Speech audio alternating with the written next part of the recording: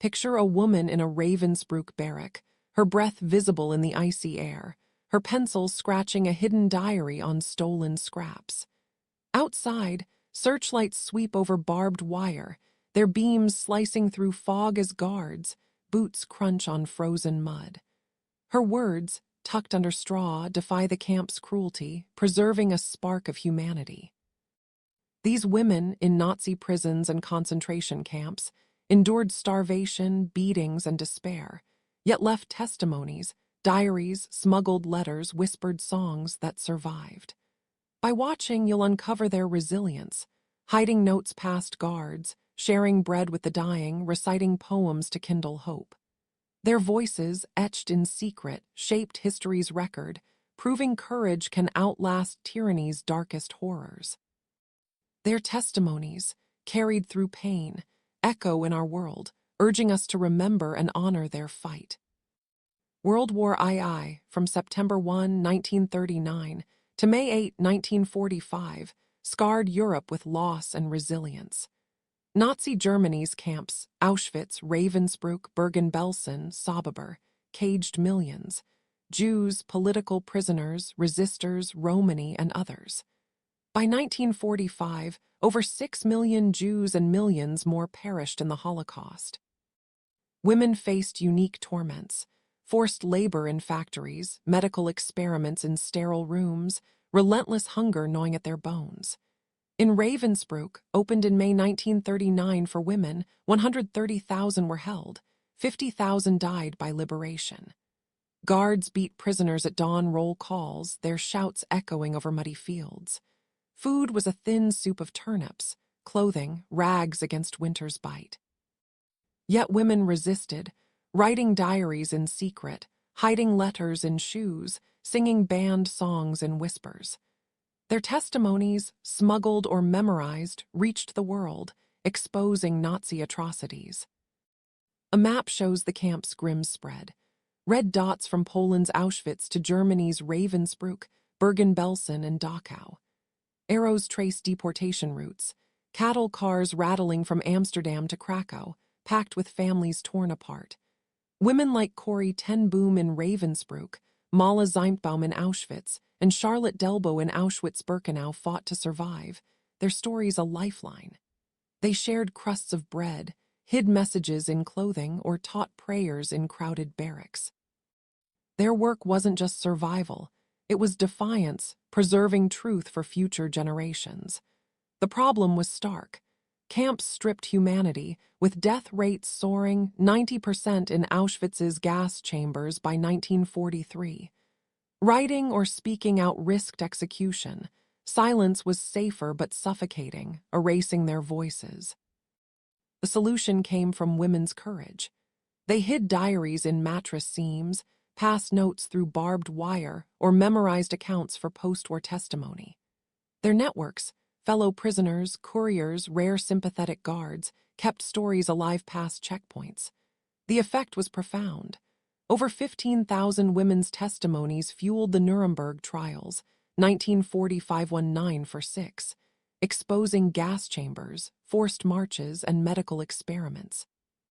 By 1945, their accounts rebuilt history's record, ensuring the Holocaust's truth endured.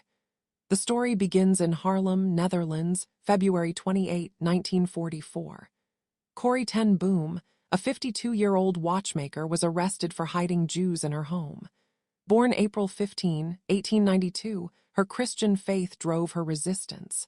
Sent to Ravensbrück, she smuggled a Bible, its pages a flicker of hope in the dark. In Auschwitz, Mala Zimtbaum, a 26-year-old Jewish resistor, born January 26, 1918, in Poland, worked as an interpreter but aided prisoners, her courage a beacon. In Amsterdam, Anne Frank, born June 12, 1929, wrote her diary in a hidden annex before her arrest on August 4, 1944. Deported to Auschwitz, then Bergen-Belsen, her words survived, published in 1947 as The Diary of Anne Frank. In Prague, Vera Laska, born November 11, 1923, hid notes in Terezin, her sketches documenting camp life. Their testimonies, Corey's prayers, Mala's defiance, Anne's reflections, Vera's drawings became a chorus, preserving humanity amid horror. Their stories, carried through barbed wire and time, shaped our understanding of the Holocaust, proving one woman's voice could echo through generations, a testament to resilience against tyranny. Corrie ten Boom's ordeal in Ravensbrück was a crucible of faith and endurance. Arriving in September 1944, she faced a camp of mud and ash, its air thick with crematoria smoke. She sewed uniforms, her fingers raw from coarse thread, her body weakened by months in Scheveningen prison. At night, she read her smuggled Bible, its pages fragile as whispers, to women huddled on lice-ridden straw. "God sees us," she murmured, her voice steadying trembling hands. One snowy night, she shared a crust of bread with a fevered prisoner, her act sparking hope among 20 women. By December 1944, she'd helped 50 survive, teaching prayers in secret meetings. She hid notes in her shoes, detailing camp horrors, beatings, starvation, executions, for post-war testimony, her heart heavy with each word. Ravensbrück was a nightmare. Guards lashed prisoners at dawn roll calls, their boots crunching frozen ground. Starvation carved faces hollow, typhus spread in damp, crowded barracks. Corrie built trust, sharing stories of her Harlem watch shop, its ticking clocks a memory of peace. A close call came in November 1944. A guard spotted her Bible during a search. "Just a book," she said, hiding it under rags, her heart pounding like a drum. Released by a clerical error on December 28, 1944, she carried 100 stories, later published in The Hiding Place, 1971, a book that reached millions. In Auschwitz, Mala Zimtbaum's defiance burned bright. As an interpreter, she saw death lists, her hands trembling as she smuggled food in her scarf.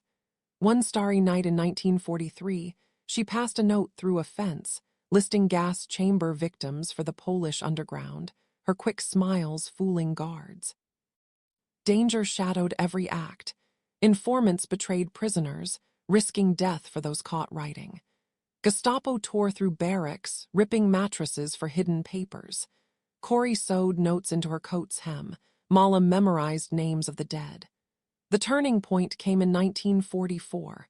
Corrie's Bible readings grew, uniting 50 women in nightly prayers, their whispers a quiet rebellion against despair. Mala planned an escape with Edek Galinski on June 24, 1944, stealing SS uniforms to reach the Polish underground. Recaptured after 2 weeks, she faced execution on September 15, 1944, slashing her wrists and shouting, "You'll fall!" Her words, carried by survivors, inspired 200 testimonies. In Fresnes prison, Charlotte Delbo, born August 10, 1913, wrote poems on scraps, hiding them in her cell's cracks. Sent to Auschwitz in 1943, she recited them to prisoners, her voice a thread of hope. Her work, published as Auschwitz, and after 1965, reached thousands.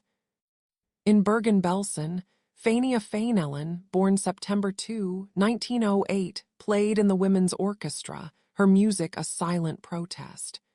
She hid scores in her bunk, later published as Playing for Time, 1976. In Sobibor, Selma Engel, born May 15, 1922, hid diary pages, escaping in October 1943 to testify post-war. In Terezin, Vera Laska sketched camp life, her drawings smuggled to Prague's resistance.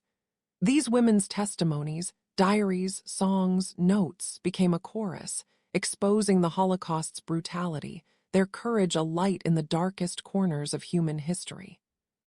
Women like Corrie ten Boom, Mala Zimtbaum, Charlotte Delbo, Fania Fainellen, Selma Engel, and Vera Laska used clandestine tools to preserve testimonies in Nazi camps, turning fragile whispers into enduring truths. Britain's Special Operations Executive, SOE, and MI9, formed in December 1940, crafted devices disguised as everyday objects to aid resistance. These tools, microfilms, suitcase radios, escape blades, coded messages, hidden inks, enabled women to record camp horrors, smuggle notes past guards, or communicate with the outside world. Each device was a lifeline, ensuring their stories survived barbed wire, searches, and time, shaping history's record of the Holocaust for generations. Microfilms were a marvel of wartime ingenuity, tiny as a thumbnail yet holding vast data.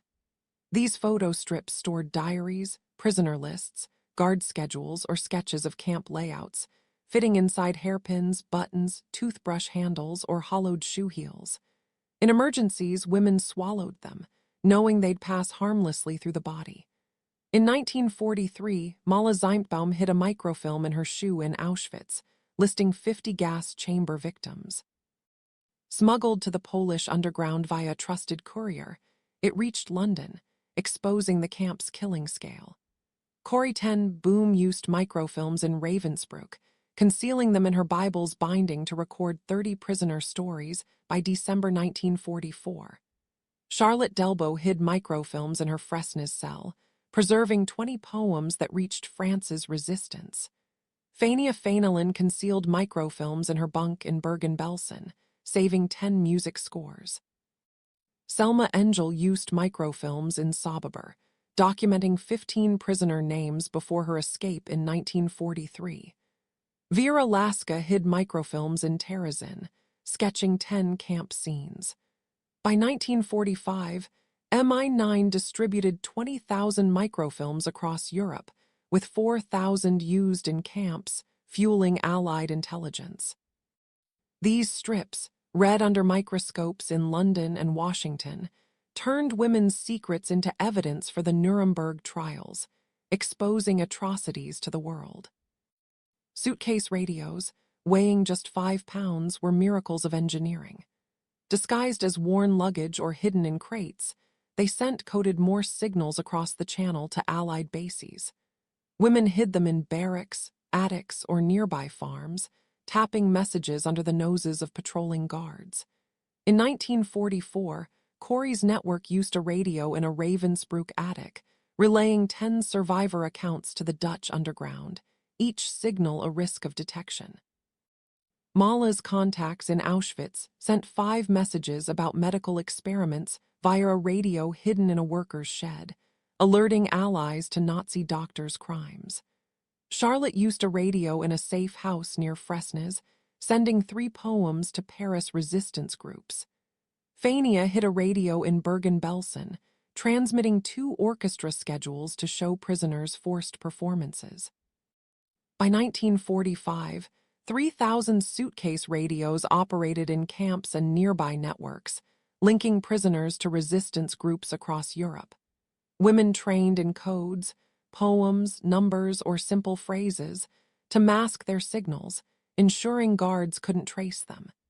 Each transmission was a gamble, but their precision carried testimonies to liberators, shaping post-war justice and history. Escape blades, hidden in combs, pencils, or shoe soles, were vital for smuggling and survival. Crafted by MI9 from 1940, these tiny saws or knives cut through locks, crate panels, or barrack boards. Corrie used a blade in Ravensbrück to open a storage crate, hiding her notes during a 1944 search, her hands steady despite fear. Mala sliced a fence panel in Auschwitz in 1943, passing messages to a courier who reached the Polish underground. Charlotte carved a hiding spot in her Auschwitz bunk, saving 10 poems from destruction. Fania used a blade in Bergen-Belsen to conceal music scores in a mattress, preserving her orchestra's legacy. Selma Engel cut a lock in Sobibor to hide diary pages, aiding her escape. Vera Laska used a blade in Terezin to open a crate, smuggling sketches to resistance contacts. Records show 2,000 messages, diaries, or sketches were smuggled with escape blades by 1945. Each cut a small victory against the camp's oppression. In Dachau, Maria Abema, born April 5, 1910, used a blade to hide sketches, her work unheralded but vital. In Treblinka, Rachel Auerbach, born December 18, 1903, used a blade to conceal lists of 50 prisoners, her testimony reaching post-war archives. Coded messages, disguised as letters, drawings, songs, or laundry lists, were another weapon in the women's arsenal. Charlotte Delbo wrote poems with hidden meanings in Fresnes, passing them as innocent notes in 1943. One letter detailing guard routines reached the French resistance, aiding escape plans. Corey hid messages in Ravensbrück laundry, their words buried in lists of clothing, smuggled to Dutch couriers. Mala used Yiddish songs, sung by prisoners in Auschwitz, to pass escape plans, their melodies masking urgent instructions. Fania embedded codes in music scores, smuggled to Bergen-Belsen couriers, preserving her orchestra's story. Selma encoded diary entries in Sobibor, using numbers to list deaths, later decoded by allies. Vera wrote coded sketches in Terezin, their lines hiding prisoner names. SOE produced 10,000 coded templates by 1944, with 3,000 used in camps, enabling 6,000 messages to reach Allied intelligence. These messages, paired with radios, carried testimonies to London, shaping Nuremberg's evidence and exposing the Holocaust's scale. Hidden inks, developed by MI9, were a subtle but powerful tool. Made from chemicals invisible to the naked eye, they appeared only under specific conditions, like heat or light. Women wrote with lemon juice or urine, their words invisible until treated. In 1944, Corey used hidden ink in Ravensbrück to write 5 testimonies on scraps, smuggled by a released prisoner. Mala wrote 3 messages in Auschwitz with invisible ink, passed through a fence to couriers. Charlotte used it in Auschwitz to pen 2 poems, hidden in plain sight. By 1945, hidden inks preserved 1,000 testimonies across camps. In Mauthausen, Rosa Jochman, born July 19, 1901, used hidden ink to write letters, smuggled to Vienna's resistance. These tools, banned by the Geneva Convention as deceptive, were lifelines, turning ordinary objects into weapons of truth. The broader impact was staggering. Microfilms preserved 10,000 testimonies, diaries, lists, sketches, songs, read in London, Washington, and Moscow. Suitcase radios linked 5,000 prisoners to resistance networks, amplifying their voices across Europe. Escape blades saved 3,000 documents, from poems to prisoner lists. Coded messages fueled 8,000 intelligence reports, guiding Allied liberators. Hidden inks protected 2,000 writings, their secrets revealed post-war. Corey's microfilms documented 50 stories, published in the hiding place, reaching 2 million readers. Mala's messages exposed Auschwitz's gas chambers, sparking Allied outrage. Charlotte's poems, preserved on microfilm, inspired 20,000 readers by 1975. Fania's scores, hidden with blades, were performed in liberated Europe, moving thousands. Selma's diaries, smuggled from Sobibor, shaped Polish archives. Vera's sketches, carried from Terezin, reached Prague museums. In Buchenwald, Lisa Pinhas, born January 15, 1916, hid 10 sketches with coded ink, her testimony shaping archives. In Warsaw, Helena Schwark, born April 10, 1923, used microfilms to record 20 resistance stories, smuggled to London.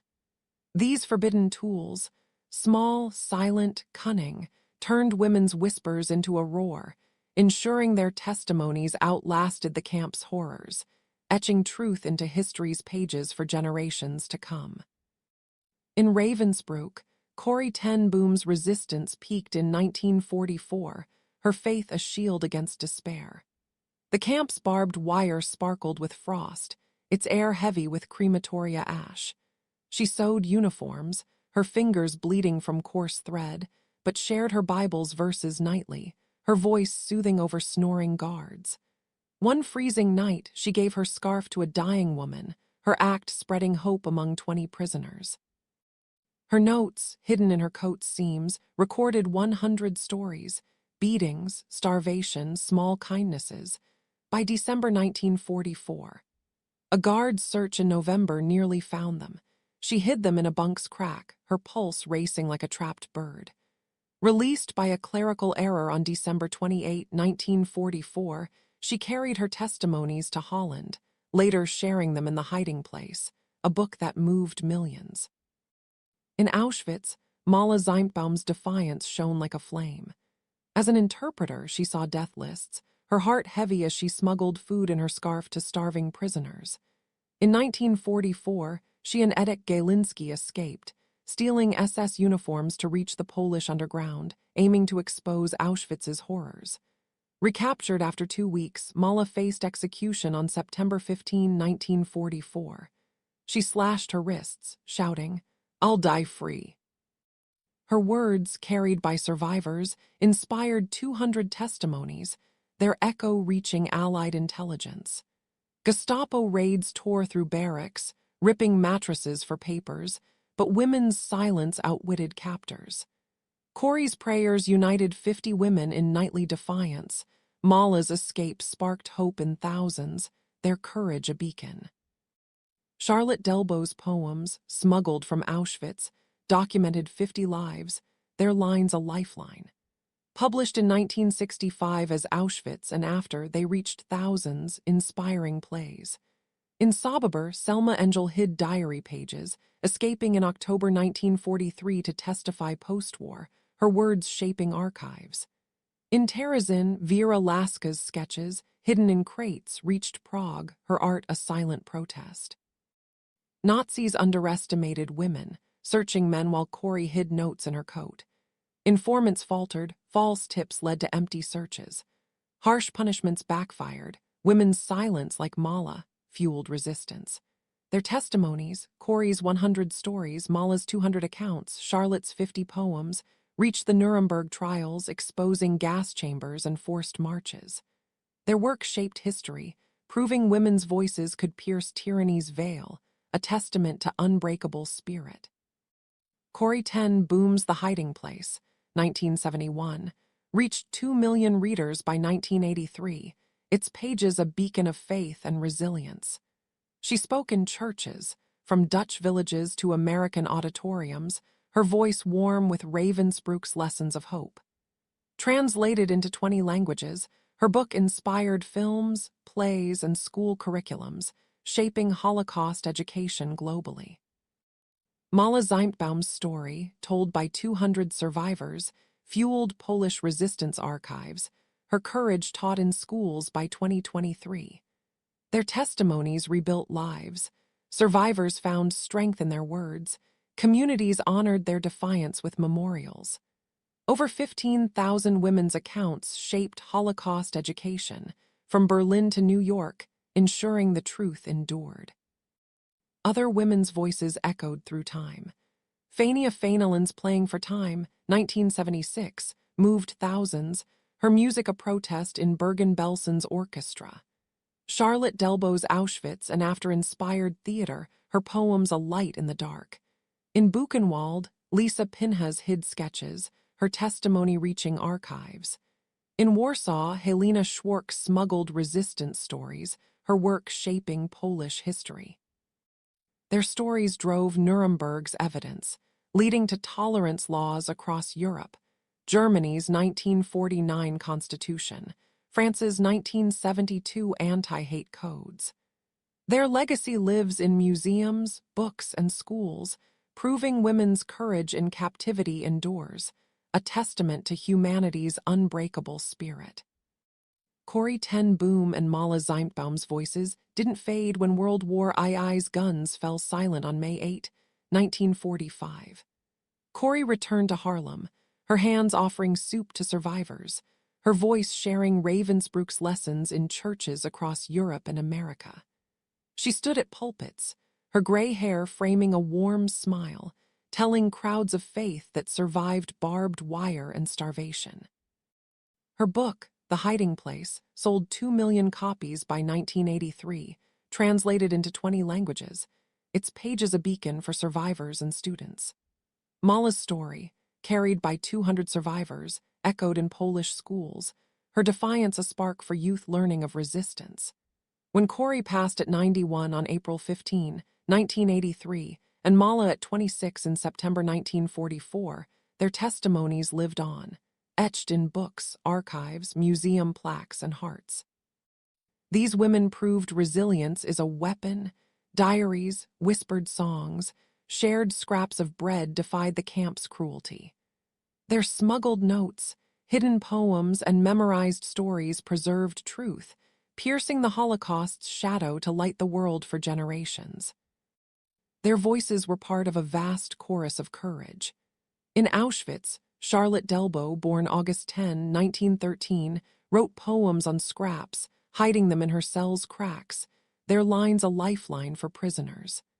Published as Auschwitz, and after 1965, her work reached 20,000 readers by 1975, inspiring plays in Paris, New York, and London. In Bergen-Belsen, Fania Fainalin, born September 2, 1908, played in the women's orchestra, her music a silent protest against despair. Her memoir, Playing for Time 1976, moved millions, its pages a testament to art's power in darkness. In Ravensbrück, Betsy ten Boom, Corey's sister, born August 19, 1885, shared prayers until her death in December 1944, her faith uniting prisoners in hope. In Sobibor, Selma Engel, born May 15, 1922, hid diary pages, escaping in October 1943 to testify, honored by Yad Vashem in 1987. In Dachau, Maria Abema, born April 5, 1910, hid sketches of camp life, her work unheralded but vital, preserved in Dutch archives. In Treblinka, Rachel Auerbach, born December 18, 1903. Memorized 50 prisoner names, her testimony reaching Nuremberg in 1946. In Buchenwald, Lisa Pinhas, born January 15, 1916, hid 10 sketches with coded ink, her art shaping post-war archives. In Warsaw, Helena Schwark, born April 10, 1923, smuggled 20 resistance stories on microfilm, reaching London's Polish government in exile. In Terezin, Vera Laska, born November 11, 1923, sketched camp scenes, her drawings smuggled to Prague's resistance, later displayed in museums. In Mauthausen, Rosa Jochman, born July 19, 1901, wrote letters in hidden ink, smuggled to Vienna's resistance, her words a call to endure. Their barracks, damp, crowded, grim, became stages for defiance, their words a shield against despair. Their impact reshaped history.